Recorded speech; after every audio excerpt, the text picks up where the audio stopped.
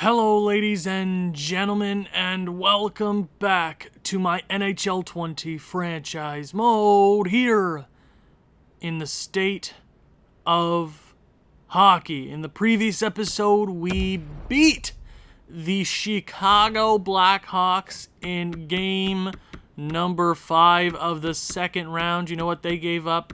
Or they had a better effort than the LA Kings. We have beaten two previous dynasties. I mean, you can say what you want about LA. They won 2 cups in, 4 years? 2012 and 2014. They were a dynasty of the modern era. The Chicago, even better, 3 cups in 5 years. We beat 2 of the West's best teams ever in the last 2 decades. Does that say something about us? I mean, we had a lot more fight. They had a lot more fight as well. It made for a more interesting series. We gave up a hell of a lot more goals.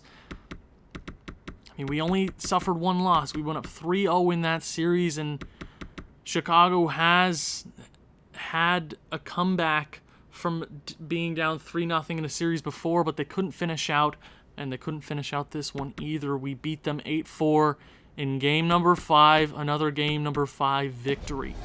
Okay, and I'm sure everybody's interested about how the boys in green have done through 10 games, and I haven't actually checked the stats either, so it's going to be interesting for me as well. Okay, your captain, 10 goals in 10 games. He didn't miss 1 game there without a goal. I believe that was game number 4. He's shooting 23%. He's got 2 game winners. Only 2 of those goals come on the power play.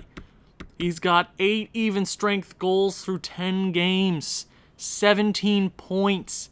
Guy is an absolute machine. He's taking over these playoffs. He's officially 27. I believe he just turned 27, if I'm not mistaken. I love him. He's the captain of this team. He's going to be the captain until he retires, or he's fiddles out into nothing and we trade him away for nothing. You know the thing. But I hope he retires here on Minnesota. I hope he's a great player until the end of his career. Anthony Francis. You want to hear something really crazy? Okay, he hasn't been a goal scorer this series or this playoffs. He hasn't. He has not been a consistent goal scorer. I've seen him score 1 goal outside of both game 5s. And you know what? You're like, he's got 7 goals in 10 games. Okay, hear this. Game number 5 of round number 1, he scores a hat trick that pushes us to a victory over the LA Kings. Okay, we go up 3-0 against Chicago in round number 2. We lose game number 4. Didn't see much of him. Okay, and then he scores a hat trick against the Chicago Blackhawks in game number 5. In closing games of a series, he's got 6 goals in combined game 5s. I'm not sure what to make of that. He's scoring important goals. He's finishing out series for us. I appreciate that. 17 points. He's tied for first on this team. I mean, he's an absolute beauty. Gotta love him. Alexei Pietrangelo has quietly gotten better. He's scoring goals in very important spots, giving us a lead or just taking over a game for us. You know, he hasn't had one of those games where he's like, oh, here's 3 or 4 goals, but he has been important nonetheless. Luke Kunin continues to be an offensive provider and a defensive asset to this team. And he's making a bigger reason or a bigger argument for me keeping him on. I know there's a few suggestions. Put Lucas Raymond on the power play, and I have more words for Lucas Raymond because I am sick of him. Why would I put him on the power play when I have guys like Anthony Francis and Kunin and Malkin, who was injured, on the power play? Why would I switch them out for Lucas Raymond, who has proved absolutely nothing? Oh yeah, give the young guy a chance. I have given him a chance, guys. When Luke Kunin comes in here at 26 years of age, he's putting up point per game in the playoffs. He's being reliable. He actually has one of the best shooting percentages on this team. He's been reliable. And that's exactly what I need here in the postseason. Even David Pastrnak got better. I want to say he only had 3 points in round number 1 through 5 games. Now he has 8 points through 10. He has 1 game winner that came in round number 1. He's also been important. I believe he scored the opening goal in this past round for us, and he got better. Same with Nils Hoglander, who had a rough round 1. He had 5 points in round number 2. They're all getting better. The second line got better all around. Jason Zucker has 1 game winner. I believe that came in game number 3, if I'm not mistaken. A really late game, or it was early in the third period, but we held on for the lead in game number 3 of round number 2. He's just been, the depth on this team has been very, very important. Henrik Borgstrom, who we acquired at the trade deadline because of Evgeny Malkin getting injured, it was kind of make a trade for a center, and he has been solid. He has been a solid shutdown center for that second line. He has been playing on the second line. You can debate putting Luke Kunin up there on the second line, but he's producing so well in the bottom 6, and that's why I believe we've been so consistent so far. But Borgstrom has been good. Cale Newmanen, I'm pretty sure he didn't have that many, if not any, during that round, but he might have had a few. I believe he had one goal two goals. One goal, 1 assist. He had 2 points that round. You can say what you want as a 20-year-old. He's only going to get better when we put him in a better situation to succeed. Look at those stats. Beautiful. I love him. Louis Langweeder. He scores goals exactly in the right moment, putting us up ahead. Right? He's been very important. Everybody on this team has been important except one guy that we'll get to. 4 points for Ryan Hartman. 2 game winners. 2 game winners. Two game winners. Wait, now that I'm thinking, was it Jason Zucker that scored the... go back to the last round. It was a fun round. But Ryan Hartman is shooting 40%. Give this guy the puck more. He's playing 4th line time. I love him. We will have to re-sign him this year, and he's making a good case for himself. A guy that is not making a good case for himself is Lucas Raymond. Put him in a better position to succeed. Why? He's young. He's got good potential. Yeah, he's got great potential. He's also got really good trading value. And he's not fitting in on this team. He's not. And that is just a fact. That is a fact. I'm sorry, but that is a major fact. And when a guy like Luke Kunin that I almost lost faith on, I almost traded Luke Kunin, he's stepped up. He's continuing to step up. Lucas Raymond has showed me absolutely nothing. Nothing. Not 1 ounce of positivity from him. Except, hey, his plus-minus is really good. He's been solid defensively. Not a lot of penalty minutes. That's good. He's been invisible, though.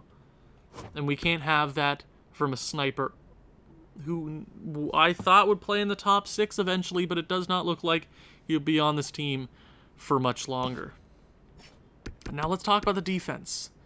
The man that I am most impressed with is Brandt Clark. At the end of that series there, he was scoring 2 points a game. In a contract year, I'm so glad I signed him at the starting of the season when we got him for very, very cheap. He's not shooting the puck. He actually has 14 shots. Most of those probably turned up into assists, but 14 points in 10 games as a defenseman. He's got the second most amount of points on this team, because Anthony Francis and Kaprizov are tied in points. As a defenseman, you're contending for a Conn Smythe in this playoffs. You've been very, very impressive. Quinn Hughes, I want to say it was game number 5. He'd just come back from injury. He wasn't as effective as I thought he was going to be in the games that he came back from. I believe he came back in game number 2, if I'm not mistaken, and I thought he was going to come back a lot later because of a broken nose. I'm not sure how long he would have been out for. It said May. I didn't know it was the 1st. He came back a bit earlier, which was important. He scored 2 straight goals in period number 2 of game number 5. Same with Francis, who did that as well. 9 points in 9 games as a defenseman. Very impressive. Marcus Smirnov continues to be the most interesting defenseman on this team. 8 points in 10 games, 90 overall. He's an offensive defenseman. He's putting up points. But he has a plus 18, and I know I continue to say plus minus is not a good indicator IRL of how good of a player you are, but when you're plus 18 in a video game, it shows that you simulate well, right? If life is a simulation, then a plus 18 is pretty damn good. Considering last year he only had 4 and 6, and the year before he had 4 and 7, he was a -3 last year. In 10 games, he has 18 points. Or 8 points plus 18. Whoops. Could you imagine if he had 18 points? He has been the most interesting defenseman, and I really, really love to see that. And we got him on a fantastic deal. Hell yes. Matt Dumba. Quietly, he's been an impressive defenseman. 5 points in 10 games, +4. Can't ask for a lot more than that. Thomas Hickey, who I would love to bring back this offseason if he doesn't ask for a lot of money. He's been a solid defenseman. He was a solid defenseman all season long. 8 points in 10. Or why do I keep saying that? Stop looking at. He's +8 and he's got 3 points in 10 games. Can't ask for much more than that. Joe Hickett's got 1 point in 10 games and he's a +4. Ryan Sutter had absolutely no stats except 2 shots in the game number 1 of the second round. So poor Ryan Sutter. Poor boy. I'm sorry, Ryan. The goaltenders. You know, Jaden Weeman got worse. There were a lot more games there where it was a lot closer, but he shut down the gate when we needed him most. I've not once debated putting Ben Bishop in, and I hope I don't have to debate that this round against Vancouver. 919 isn't the best compared to how weird his season was. He's had a really good postseason. Okay, only suffering 2 losses so far through 10 games. And the Vancouver Canucks. The Vancouver Canucks, I believe they played San Jose in round number 2. They swept the Oilers in round number 1.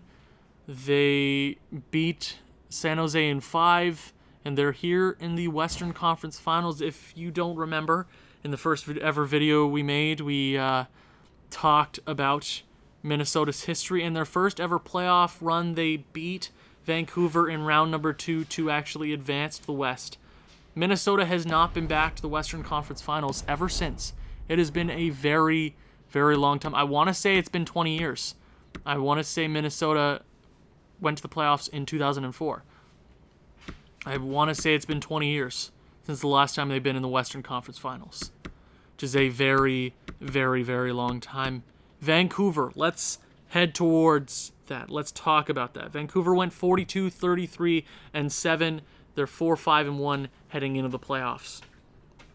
But they're here in the second round, which kind of gives me a hunch that they have a really solid team. And if you can't remember, Minnesota and Vancouver have a little bit of trade history, a very recent trade history. In year numbered, I want to say it was year number 2, we brought over Quinn Hughes to the Minnesota Wild. I can't really recall what assets we gave them. Kovanov was one of them, and I believe we gave them Jared Spurgeon. Okay, but let's talk about the Vancouver Canucks. Elias Pettersson, 25 years of age, franchise player, 5th overall pick in his draft year, 92 points. He's a perennial point-per-game guy. I really, really like me some Elias Pettersson. Not even gonna lie, he is a very dominant centerman, and he can control a playoff. He can control a playoff series. JT Miller, who is underrated, one of the most underrated players in the NHL. Nobody talks about him. I mean, even when he came over to Vancouver in the Tampa Bay trade for a first-round draft pick, I was kind of iffy because I'm always iffy on trading first-round picks the year after. Toronto always go back through Toronto's trade history. I mean, they traded a pick that turned into Niedermeyer, Roberto Luongo sort of thing, so never trade your first-round draft pick unless it's JT Miller. He's been a solid player for Vancouver, and he continues to be a decent piece for them. Brock Besser, who one of the best hair pieces in the league. Oh, and there's a plane. Haven't heard one of those in a while. Oh, do your thing. Thank you.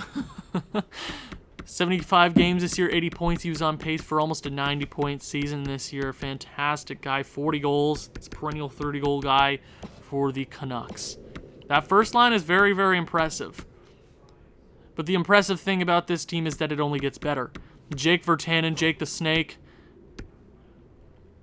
That's a really solid second liner. I want to say he's a power forward. He puts up solid numbers in the regular season. I mean, he only had 34 this year, which is rough. One of his down years actually in recent memory, but he's going to be a guy that helps out to protect players. Like Bo Horvat, the captain of the Vancouver Canucks, 9th overall pick in 2013. I want to say Vancouver traded Corey Schneider to New Jersey for that pick to acquire Bo Horvat, and people were like, you traded Corey Schneider? And you can say whatever you want about Corey Schneider, but Bo Horvat is that much more impressive. Okay? Vasily Podkolzin.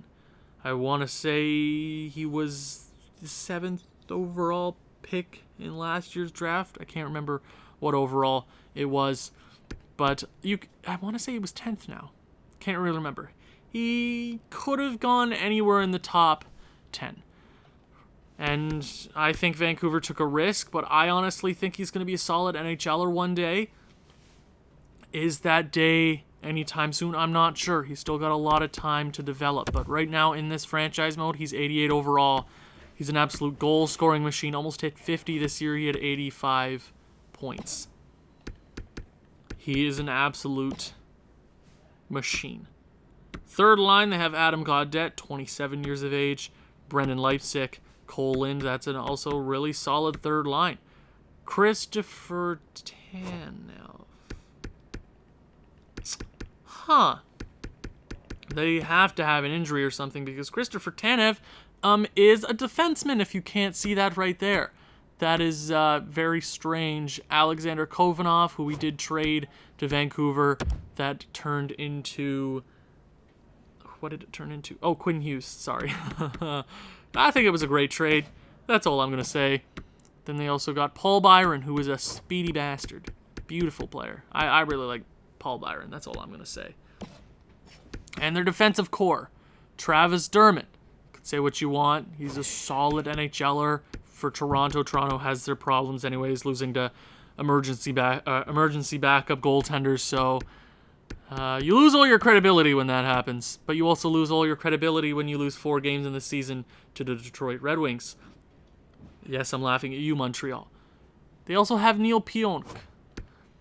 87 overall. You can say what you want about him as well, but I think he's also going to be a really solid NHLer. Jared Spurgeon, we traded him in year number 1 to Vancouver. I believe it was at the draft, very, very late into that draft. He was a solid NHLer for Minnesota. He's also been a really solid guy for Vancouver.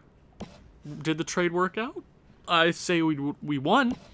But that's just me, because that actually turned into Nils Höglander and a first-round draft pick. Ding, ding, ding, ding, ding, ding.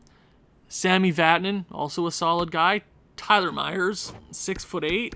I think the NHL is always stuck on their big guys, so 6'8" obviously equals $6 million, but thank God that contract is coming off the books for Vancouver this year. Troy Stetcher, that's a solid defensive core. I believe that's the most solid defensive core I've seen so far throughout the playoffs. Obviously, the last 2 teams we faced, LA and Chicago, had their big guy, Adam Boqvist, Drew Doughty. They have a solid, deep defensive core, which I respect. But it always comes down to goaltending. Their goalie is Thatcher Demko, 89 overall, floating around the 90 range. You know, goaltending overall of a goaltender doesn't mean anything because he put up almost 40 wins this year in a 901. So really, does it ever matter? He's going to be a hard guy to beat. He's pulling a .951 save percentage in the playoffs so far. .951. He has let up 12 goals in 9 games. The poor Edmonton Oilers, the poor San Jose Sharks have been brutally murdered by Thatcher Demko. Will we be the difference maker? And they got Michael DiPietro, who is a really solid backup goaltender. Will probably be a really awesome goaltender for Vancouver in the very near future. Scratch players. Ooh, oh no. Darren Barnett, the 7th overall pick in 2022. That adds a whole nother dimension to Vancouver. Nathan Beaulieu and Michael Stone. Yeah, that's rough. I'm not going to lie. That is you can slide Virtanen down here and throw Barnett right there. That makes everything that much worse for us. But we have faced, I want to say, better offensive cores throughout these first few rounds anyways. Okay, but today we are facing Vancouver. Will it go our way? Will history repeat itself? We're President's Trophy winners, so we have home ice. Will it go our way this round? First period of the Western Conference Finals are underway. 1-0. Oh my God. Jesus Christ. I pressed the X button too many times. Quinn Hughes opens the scoring, obviously, against his former team in the Vancouver Canucks. Highly appreciated. Second period, they score 2 straight. I'm so sorry about that. Jared Spurgeon obviously scores on his former team. Brock Besser makes it 2-1. Kaprizov, 11 goals in 11 games. Anthony Francis, his 8th goal of the playoff. Shots are close, but we have the advantage so far. Third period, Cale Newman in the rookie, making it a 2-goal game. Brant Clark short-handed, and Brock Besser scores on that exact power play. What a period so far of hockey. David Pastrnak on the power play. What an impressive third period from Minnesota. Adam Gaudette scores. It's still a game. Shut it down. We are out shooting them by a bit. Power play late. Can't get it done, but I think that should be enough for Minnesota. Walking out with the W in game number 1. Brant Clark got his first goal of the Stanley Cup playoffs, and it comes short-handed. How often do you see that? It was not a goaltender duel that game. Offense to offense, but we come out with a big win in game number 1. We're still here in Minnesota for game number 2. And why did I press play game? We both got 100 offenses. That is scary. That is very, very scary. Here we go. Game number 2. Are we rolling off momentum? First period. 3-0. Louis Langweeder opens the scoring early. Anthony Francis just a bit over a minute later. Luke Kunin makes it 3-0. He continues to impress. We are tripling them in shots. 12-4. Second period. God, oh my God. Oh no, Vancouver. I'm sorry. Brock Besser opens the scoring early. They actually score 2 straight on us. Did they tie the game there? No, they made it a 3-2 game, but then we score 3 straight. Lucas Raymond getting his 2nd goal of the postseason. Anthony Francis, his 2nd of the evening. Alexei Petrangelov, Leipzig gets the 3rd goal for Vancouver, and David Pastrnak, the 4th Minnesota goal of the period. We are easily winning in shots. Anthony Francis completes the hat tricks. That's 2 hat tricks in 3 games. Is he heating up? Is he heating up at the exact moment we need him to? Power play in the 3rd period, but 8-3 should be enough to seal game 2 victory. Kaprizov make that 12 goals in 12 games for the captain. He scores late, continuing his dominance, but obviously I would say it was Anthony Francis's game. 4 points. He's got 24 in 12 games. Oh, no! Damn it! No! Oh, Weeman, no! He's been so good! No! Oh, that sucks. Okay, Weeman's hurt. It's Ben Bishop time, baby. Hunter Jones is coming up into the lineup. He will not be getting any playing time, though. Because, dude, Ben Bishop, you've been here before. Please just close out, man. Don't falter. Hunter Jones, welcome to the club. How have you been doing? Were you eliminated yet? Were you eliminated? You were doing really good, actually. Are they still in the postseason? Actually, we have to go to the AHL and fix that up. Hold on. Sure. Vasanoyev, welcome to the club. He's getting better, too. He's getting better, which is sick. So, Ben Bishop. Ben Bishop time. Draft class, which I've seen a lot of studs that we're going to have to pick up in the draft, but we are here in Vancouver. Forget about the offseason. Forget about it. We are 6 wins away from our franchise's first ever Stanley Cup. We went up 2-0 against Chicago. We actually went up 3-0 against Chicago. Shut them down. Anthony Francis is scoring 2 points a game. 2! 2! Shut him down. Here in Vancouver, let's get it done. First period. 1-1. JT Miller scores relatively early. Alexei Petrangelov ties the game up. They outshoot us by 3, 12-9. Second period. It's deadlock. Shots are basically dead even. It's been a goaltender's duel so far. Third period offense come up clutch. We need 1 or 2. 1 or 2 will get it done for Minnesota. Come on, boys. Make it your series. Jake Virtanen scores in the third period on Ben Bishop. The offense is cold this game. Power play late. Can we get it done? And Byron scores. 3-1 Vancouver. Our offense is cold that game. Honestly, Ben Bishop with a fantastic game. I'm not going to blame him at all there. I really can't. Because what else are you supposed to do in a 3-1 loss as a goaltender in the playoffs? Like, not let the puck in that many times? Yeah. Weeman is back. Obviously, I'm going to go with Weeman. Yeah, Weeman, I'm sorry. I'm sorry, bud. Welcome back to the club. I want to roll with Weeman. Okay. Okay. Kaprasov is actually tied first place in points now. Do we roll with Weeman? Ben Bishop was really solid. Ben Bishop gave us a chance to win there. Ben Bishop was solid, okay? But I want to go with Weeman, even though Weeman's the less overall, but he has been our guy all postseason long. Game number 4 on their home ice. Come on, boys. Come on. Buffalo's leading in their series in the East. Can we bring it back to Minnesota here with a chance to end this series? First period. The offense is cold. There is no offense. Demko is shutting us down. Cole Lidman? Why did I say Lidman? Cole Lind scores halfway through the period. Vasily Podkolzin makes it 2-0 Weeman. Yikes. Second period. No offense. Really? After a fantastic game 1 and game 2, Luke, oh my god, okay. Bottom 6 getting it done there. 2 straight goals in the third. Is the momentum on our side? Can we get the victory? Another power play for Vancouver. They can't capitalize. All you need is 1, Minnesota. Just 1. Big fish come out to play. Somebody. Come on.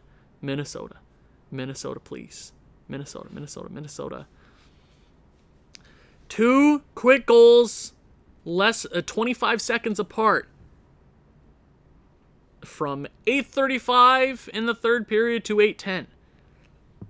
We tie the game. We are out shooting them by 4, 32-28. You know the rules. It's not the Stanley Cup Finals or an elimination game. We can't jump into OT. Here we go. Overtime. Power play early for Vancouver. Come on. Minnesota. We've been bad in OT lately. And the streak continues. Vasily Podkolzin ties the series. 2 goals in game number 4. And we head back to Minnesota in a best-of-3 situation. Damn it.